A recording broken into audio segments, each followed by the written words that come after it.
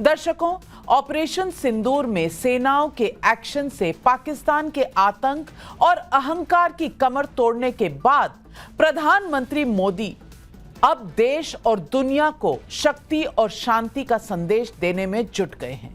पंजाब में वायुसेना के आदमपुर एयरबेस पर जवानों के बीच जाकर आज उन्होंने आतंक के खिलाफ 3 सूत्रों वाली भारत के न्यू नॉर्मल यानी ऑपरेशन सिंदूर डॉक्ट्रिन को दोहराया। पहला, भारत पर आतंकी हमला हुआ तो हम अपने तरीके से अपनी शर्तों पर अपने समय पर जवाब देंगे। दूसरा, कोई भी न्यूक्लियर ब्लैकमेल भारत अब नहीं सहेगा। तीसरा, हम आतंकी सरपरस्त सरकार और आतंक के आकाओं को अलग अलग नहीं देखेंगे। सवाल पब्लिक का है कि क्या आतंक के खिलाफ भारत की लक्ष्मण रेखा खींचकर मोदी ने पाकिस्तान को घुटनों पर ला दिया है? पाकिस्तान के सरगोदा एयरबेस के पास किराना हिल से आ रही तस्वीरें आधिकारिक तो नहीं हैं। मैं फिर दोहरा दूं, यह आधिकारिक नहीं है, लेकिन दुनिया के जाने माने एयर वॉरफेयर के ऑस्ट्रेलियाई एक्सपर्ट टॉम कूपर ने मुझसे इंटरव्यू में दावा किया है कि किराना हिल्स में पाकिस्तान के न्यूक्लियर स्टोरेज के दोनों एंट्रेंस उड़ा दिए गए थे भारत की वायुसेना द्वारा। सवाल पब्लिक का है कि क्या पाकिस्तान के न्यूक्लियर ब्लैकमेल नहीं सहने के प्रधानमंत्री के ऐलान के पीछे भारत का यही प्रहार है? भारत ने पाकिस्तान का परमाणु स्टोरेज लॉक कर दिया, सच या अफवाह? सवाल पब्लिक का यही है। लेकिन बहस शुरू करूं उससे पहले फैक्ट शीट में देखिए कैसे आदमपुर एयरबेस पहुंचकर प्रधानमंत्री ने पाकिस्तान के झूठ का फैक्ट चेक कर दिया। S-400 भी पीछे था, मिग भी पीछे था। कौन सा एयरबेस उड़ाया पाकिस्तान ने? कौन से प्लेन उड़ाए पाकिस्तान ने? कौन सा S-400? देखिए ये रिपोर्ट। प्रधानमंत्री मोदी पाकिस्तान के झूठ का ऐसा फैक्ट चेक करेंगे, ये किसने सोचा होगा? आदमपुर एयरबेस का रनवे सुरक्षित। आदमपुर एयरबेस पर S-400 सुरक्षित। भारत माता की, भारत माता की। आदमपुर एयरबेस से पाकिस्तानियों की विक्ट्री के झूठे दावे का ऐसा फैक्ट चेक अभूतपूर्व, अकल्पनीय, अद्भुत। फैक्ट चेक पाकिस्तान की बदनीयती का भी। फैक्ट चेक युद्ध के बीच सिविलियन एयरक्राफ्ट को ढाल बनाने की पाकिस्तानी दुर्बुद्धि का भी। हमारा लक्ष्य पाकिस्तान के अंदर टेरर हेडक्वार्टर्स को हिट करने का था, आतंकियों को हिट करने का था। लेकिन पाकिस्तान ने अपने यात्री विमानों को सामने करके जो साजिश की रची, और मुझे गर्व है आपने बहुत सावधानी से, बहुत सतर्कता से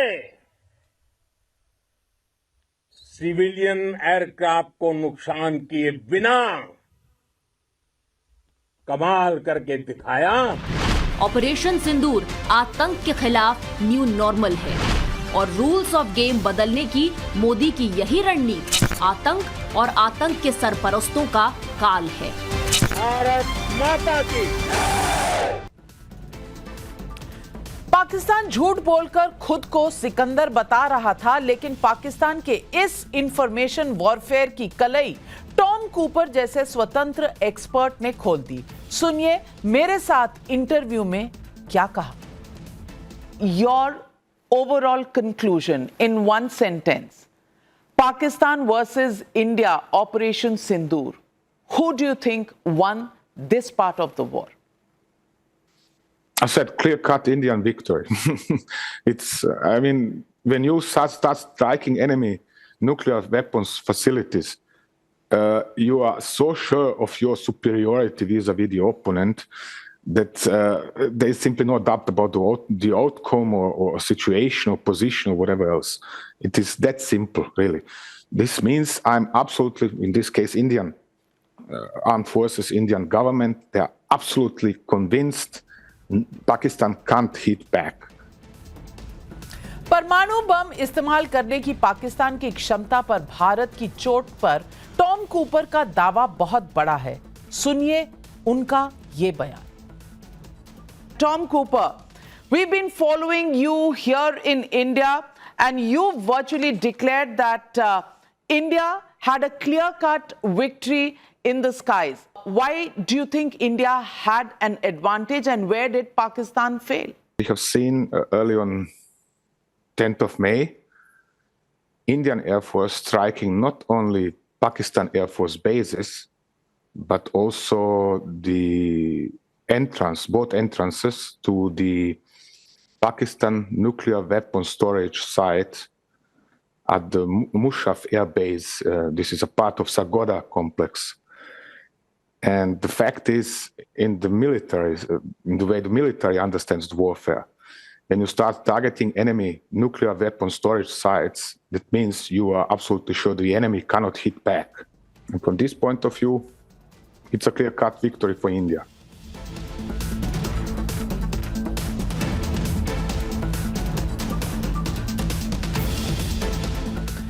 तो आज सवाल पब्लिक का उठ रहा है, क्या भारत के सटीक प्रहार के बाद पाकिस्तान के परमाणु ब्लैकमेल का चांस खत्म हो गया?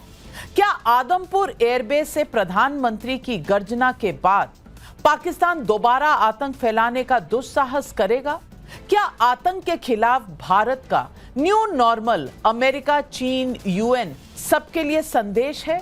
यही सवाल आज पब्लिक पूछ रही है, और पब्लिक के इन सवालों का जवाब देने के लिए आज हमारे साथ जुड़ रहे हैं major Gaurav Arya, strategic affairs के expert, Sushant Sareen, senior fellow ORF, Tehseen Poonawalla, राजनीतिक विश्लेषक, doctor Sudhanshu Trivedi, member of parliament और बीजेपी के राष्ट्रीय प्रवक्ता कुछ ही समय में हमारे साथ जुड़ रहे हैं।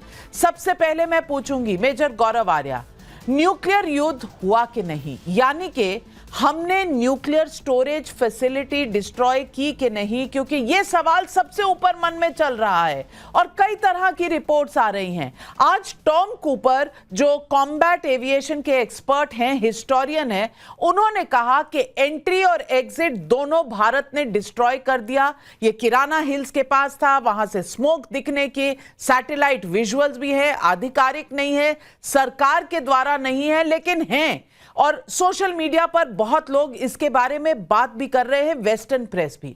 आज मैं पूछना चाहती हूं, जब प्रधानमंत्री नरेंद्र मोदी कह रहे हैं कि न्यूक्लियर ब्लैकमेल के सामने भारत घुटने नहीं टेकेगा, क्या उसके पीछे यही किराना हिल्स वाला धुआं है? यही वो जगह है जहां पर भारत ने अपना पूरा जोरदार एयरफोर्स का प्रदर्शन दिखाया? बहुत बहुत धन्यवाद नाविका। नाविका, इसमें दो तीन बातें। पहली चीज तो यह है कि भारत ने इंटरनेशनल बॉर्डर क्रॉस करा, लाइन ऑफ कंट्रोल क्रॉस करा, पाकिस्तान की एयरफील्ड्स में हिट करा, यह बहुत बड़ी बात है। और पाकिस्तान ने हर समय यह कहा था, चाहे कारगिल की लड़ाई हो, चाहे कोई और लड़ाई हो, 26/11 में आपने देखा था, स्पेशली 26/11 में कहना चाहता हूं, कारगिल तो खैर युद्ध था, हमने बहुत जवाब दिया कारगिल में, लेकिन अगर हम 26/11 देखें तो यही बात थी कि भाई पाकिस्तान के पास न्यूक्लियर वेपन्स हैं, अगर आप हमला करेंगे पाकिस्तान जवाबी कार्रवाई करेगा और न्यूक्लियर युद्ध हो सकता है, इसलिए चुपचाप बैठे रहो। अब ऐसा नहीं हुआ। अब गवर्नमेंट ने डायरेक्शंस दिए और ठोका उनको अच्छी तरीके से, तबीयत से। लेकिन ये जो बात करी है टॉम कूपर ने, आपके साथ इंटरव्यू में मैंने देखा है, अगर इतना बड़ा इंटरनेशनल एक्सपर्ट जिसकी क्रेडिबिलिटी है बहुत ज्यादा, I mean आर्मीज and militaries across the world ये इनको फॉलो करते हैं, इनकी बात समझते हैं, मानते हैं, ये जाते हैं अलग अलग जगह टॉक्स देते हैं, वो इनकी क्रेडिबिलिटी है, अगर ये कह रहे हैं तो फिर तो कुछ ना कुछ हुआ जरूर है। और अगर भारत ये क्षमता रखता है कि किराना हिल्स में जाके दस्तक दे सकता है जहां पे पाकिस्तान के न्यूक्लियर एसेट्स पड़े हुए हैं, तो फिर आपको याद है मैंने आपके शो में एक बार बताया था कि कुछ तो हुआ है, क्या हुआ है मुझे नहीं पता, पर कुछ तो हुआ है कि पूरी दुनिया बीच में आ गई और अचानक सीज फायर डिक्लेयर कर दिया। 3:30 बजे कॉल होता है, 5 बजे सीज फायर डिक्लेयर हो सकता है, हो चुका होता है उस वक्त तक। तो ऐसा क्या ट्रिगर था नाविका, ऐसा कौन सा ट्रिगर था जिसकी वजह से पूरी दुनिया आ गई कि जी लड़ाई खत्म करो, लड़ाई खत्म करो? वरना अगर पाकिस्तान हमें हिट करने की कोशिश कर रहा है और हम पाकिस्तान को ठोक रहे हैं, कुछ दिन पहले जेडी वैंस ने कहा था कि हमें 2 रुपए का फर्क नहीं पड़ता है, आपको जो करना है करो, it's none of our business, he said that on record, and suddenly Trump बीच में आ जाता है। ऐसा क्या था जिसने अमेरिकन्स को स्पूक कर दिया? ऐसा क्या था जिसने पूरी दुनिया को हिला के रख दिया और अचानक लोग बात करना शुरू कर दिया कि भाई सीज फायर करो, अब नहीं। और यहां पे पाकिस्तानी सोशल मीडिया, मेरे पास पुष्टि करने के लिए कोई प्रूफ नहीं है इसका, लेकिन पाकिस्तानी सोशल मीडिया पे लोग क्लिप्स डाल रहे हैं और ट्वीट कर रहे हैं कि हमें बोला गया है कि उस इलाके के 100 किलोमीटर तक का एरिया आप खाली कर दीजिए, आप हटिए यहां से। क्या कोई रेडिएशन लीक है? आई कैन नॉट से फॉर श्योर, मुझे नहीं पता, लेकिन कुछ तो हुआ है जिसकी वजह से सीज फायर हुआ और कुछ बहुत बड़ा हुआ है। नाविका, कुछ बहुत बड़ा हुआ है। सुशांत सरीन, ये क्या बड़ा हुआ है वहां पर किराना हिल्स पर? ये सवाल देश में हर बच्चा पूछ रहा है। मैं इसलिए पूछ रही हूं क्योंकि हमारे जो एयरफोर्स के डीजी थे, उन्होंने कल मुस्कुराते हुए कहा, जब ये सवाल पूछा गया तो उन्होंने बहुत मुस्कुराते हुए कहा, AK भारती साहब ने, कि किराना हिल्स में है न्यूक्लियर स्टोरेज। अरे आपने बताया तो पता चला, हमें तो पता नहीं था। और फिर कहा कि हमने ऐसा तो नहीं कहा है, पर ऐसा नहीं हुआ ये भी नहीं कहा है। और तमाम स्पेकुलेशन चल रही है कि वहां पर इजिप्शियन प्लेन आया बोरॉन लेके। मैं साइंटिस्ट नहीं हूं, लेकिन बोरॉन किस लिए लेकर आया कोई? अमेरिका से प्लेन क्यों आया न्यूक्लियर एक्सपर्ट्स और साइंटिस्ट लेकर? ये सवाल बहुत उठ रहे हैं। और जो सबसे बड़ा सवाल कि न्यूक्लियर ब्लैकमेल हम नहीं सहेंगे, और ये आनन फानन में DGMO पाकिस्तान ने DGMO भारत को फोन कर दिया, हाय बचा लो अल्लाह। इसका कोई तो कारण रहा होगा। क्या यही अटैक जो सरगोदा एयरपोर्ट, जो बिल्कुल उस न्यूक्लियर स्टोरेज फैसिलिटी के पास है? नाविका देखिए, कहीं ना कुछ आग तो है जो इतना धुआं निकल रहा है। अब वो आग किस चीज की है मैं सक्षम नहीं हूं ये बताने में। अगर एयर मार्शल साहब नहीं बता सके तो मैं कौन होता हूं बताने वाला। लेकिन कुछ ना कुछ तो हो रहा है। और वो क्या हो रहा है, वो एक तरीके का उसके ऊपर एक चादर पड़ी हुई है। पाकिस्तानी जो मीडिया अपने आप को बड़ा फ्री बोलता है, भारतीय मीडिया को तो गोदी मीडिया बोलने की उनको इजाजत है, ठीक है ना। अपने घर में अपने आकाओं के ऊपर तो भौंकने की इनको नहीं इजाजत, भारत के ऊपर भौंकने की बड़ी इनको इजाजत है, तो ठीक है। लेकिन ये पाकिस्तानी मीडिया अपने आकाओं से ये क्यों नहीं पूछता कि भैया ये हिंदुस्तानी ये दावा कर रहे हैं दुनिया में, और आपने जिस महानुभाव का अभी इंटरव्यू चलाया वो ये चीजें कह रहे हैं, और बहुत सारे संजीदा किस्म के जो एनालिस्ट हैं वो ये सब कुछ कह रहे हैं। सैटेलाइट इमेजरी है बहुत सारे इनके एयर बेसिस वगैरह की। तो ये क्यों नहीं डिमांड कर रहे कि हमको वहां पर जाके दिखाइए कि हिंदुस्तानी झूठ बोल रहे हैं?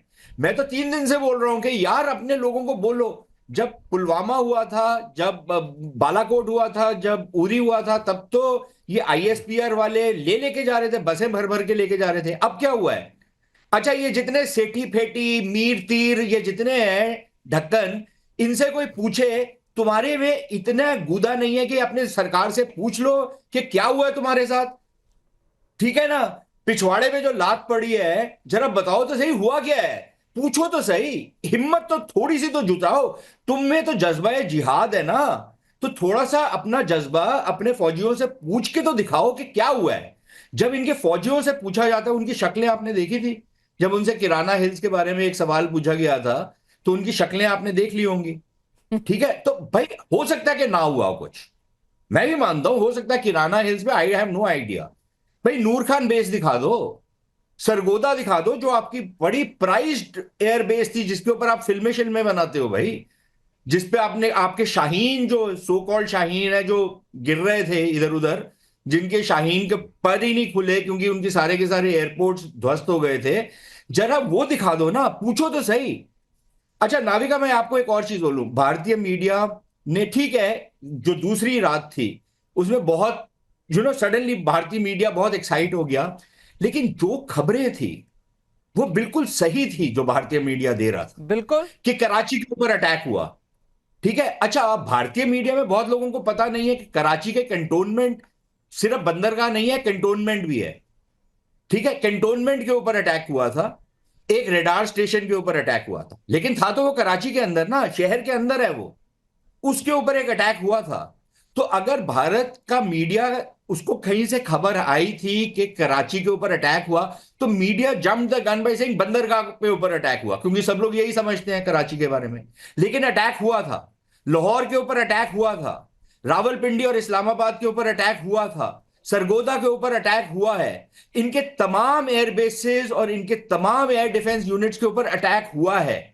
और ये जो आए हैं ना, जो आज मेरे ख्याल विदेश मंत्रालय ने भी बोल दिया, ये टेबल पे आए हैं क्योंकि इनको इतनी फेंटी लगी है कि इनके पास और कोई चारा नहीं था टेबल पे आने के अलावा। ठीक है ना? तो ये ऐसे ही नहीं आ गए कि इनको सडनली अमन और चैन की बातें बांसुरी बजाना चाह रहे थे। ये पाकिस्तानी इतने घटिया हैं, इनको जब तक 4 जूते नहीं पड़ते तब तक ये नहीं आएंगे। इनको जूते पड़े और इनको बिल्कुल। सडनली पता लगा कि यार ये तो हमारा तो पूरा पासा ही पलट गया, हम जो सोच के बैठे हुए थे वो तो बात ही खत्म हो गई है। ये इसलिए आए हैं। ये ट्रंप तो ऐसे ही अपना बीच में अपनी उंगल डालने की कोशिश कर रहा है।